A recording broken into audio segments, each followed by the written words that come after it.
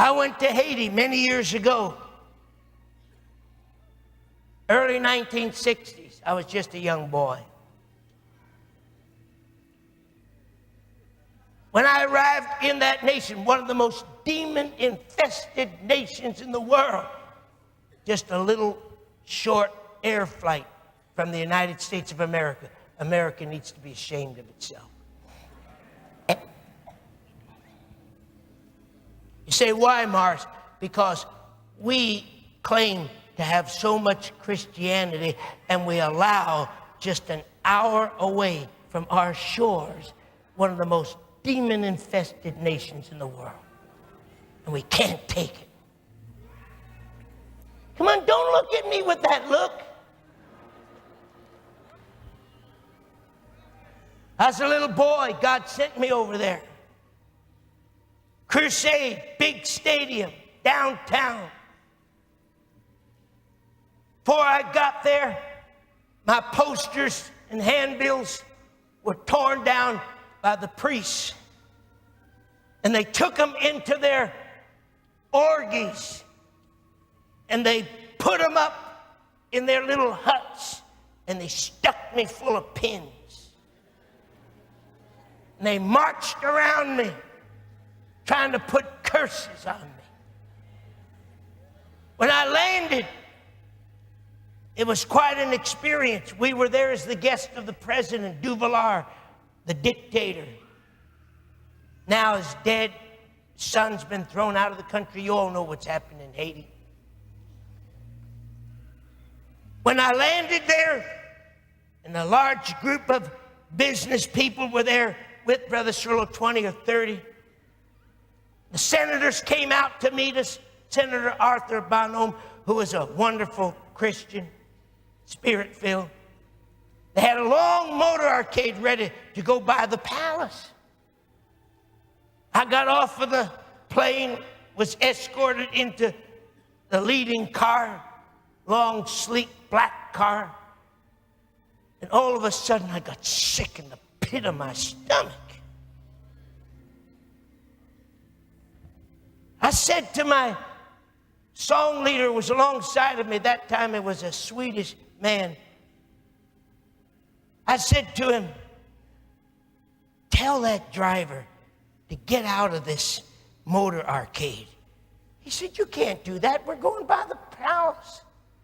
I said, I can't help it. Palace, no palace. Get me out. He said, what's the matter? I said, don't ask any questions. He said to Arthur, sitting in the front seat, he said, Brother Cerullo wants out. He wants to go to his hotel room. And he turned around and he looked at me. I said, I'm awful sorry. I don't mean to be disruptive. I said, but I have got to get to my hotel room.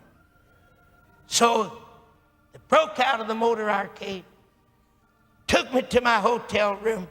I fell on the floor in a pool of sweat. I said, God, what is going on? 1961. I said, what is going on? I said, I feel like I'm dying. My stomach is in terrible pain. God said, son, I allowed this to happen to you for a reason. I wanted you out of that motor arcade. I wanted to talk to you. All of a sudden, my pain left.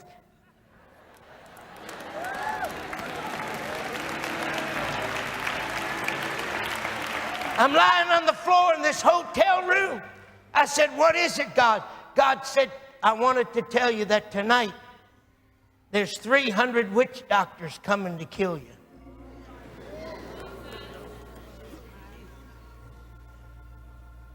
I said, that's fine. I'm not consecrated unto life. I'm consecrated unto death. I said, now what? What am I supposed to do? Am I supposed to die as a martyr? God said, no. He said, I'm going to tell you how to identify him. And he showed me how to identify him. Showed me the color of the clothes that they were going to be wearing. And he showed me how to pick them out of the crowd.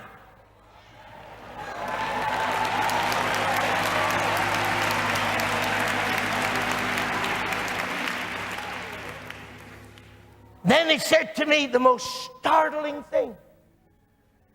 He said to me, son, and I never even thought about this scripture way back in 1961 and about Jeremiah.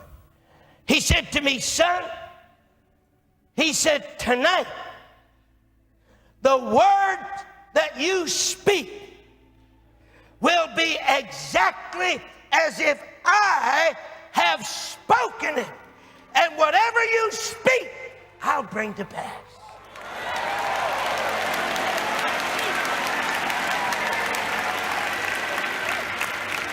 I got out there to the meeting. There was 30,000 people. It was a riot.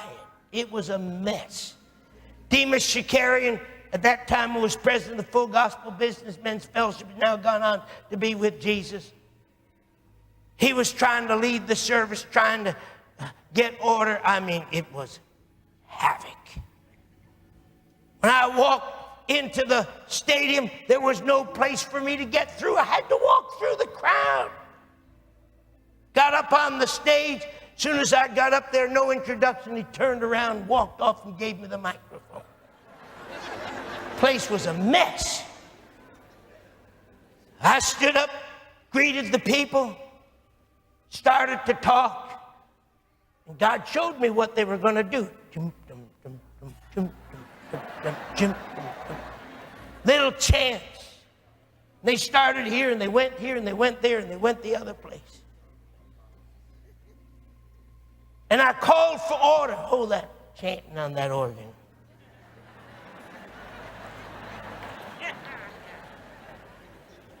Sing Amazing Grace or something.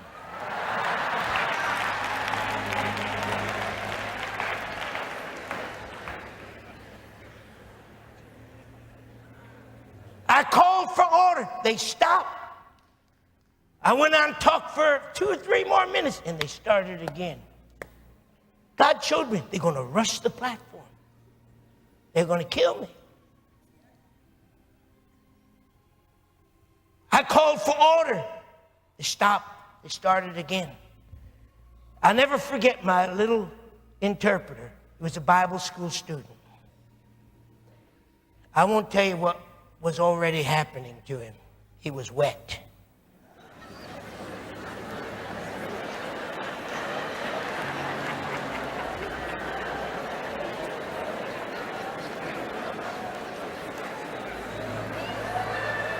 They speak a Creole, French language.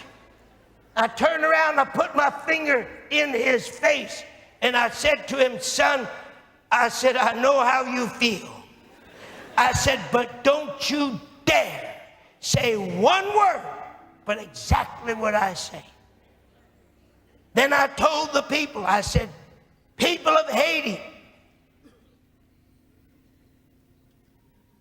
there are hundreds of witch doctors here tonight. And I said, you've come to kill me.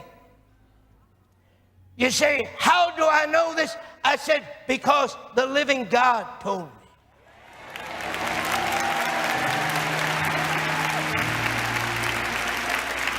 Now, this is no fooling. That platform was filled with dignitarians, because when you're invited by the dictator, they're all there. Place was filled with senators, full gospel businessmen, Demas Shakarian were all on the platform. And I said, God, the living God, has told me that you've come here tonight to kill me. I said, now I know exactly where you are and who you are. And I started to point them out. Wow. 300 of them. And I said, tonight, we're going to find out whether the devil that you serve or the God that I serve has more power. And I turned around to the senators and the wives sitting there with their little white babushkas on their head. trying to act like they were Catholic.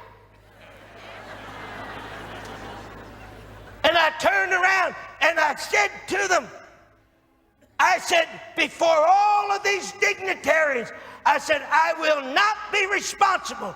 I said, open your mouth one more time. And I said, I will not be responsible when they carry you out of this meeting dead.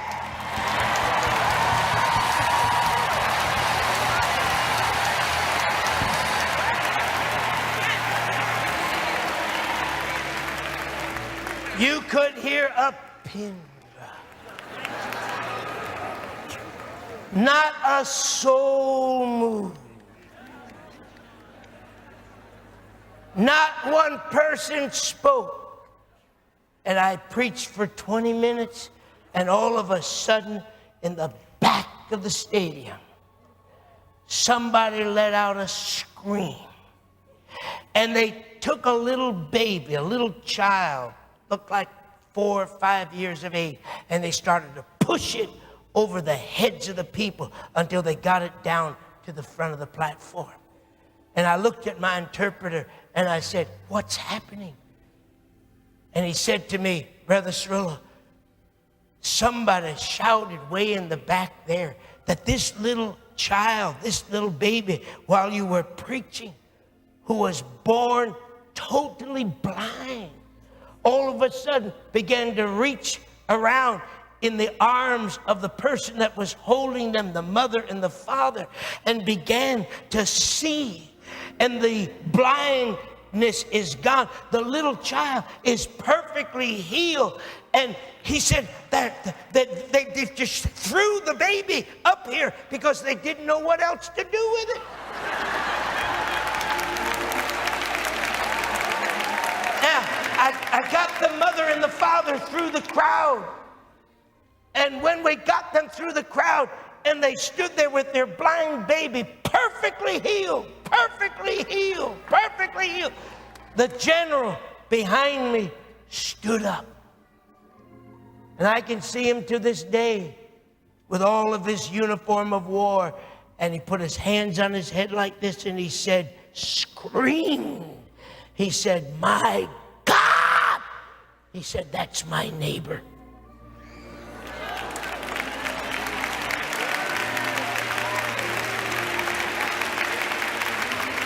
We stayed in Haiti for 3 solid weeks, night and day, morning service, afternoon service, evening service. It took only 2 weeks, and we shut the Mardi Gras down.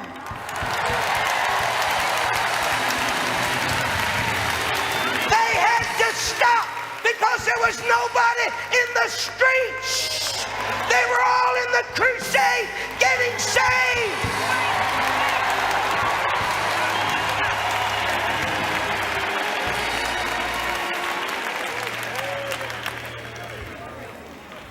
Somebody say authority.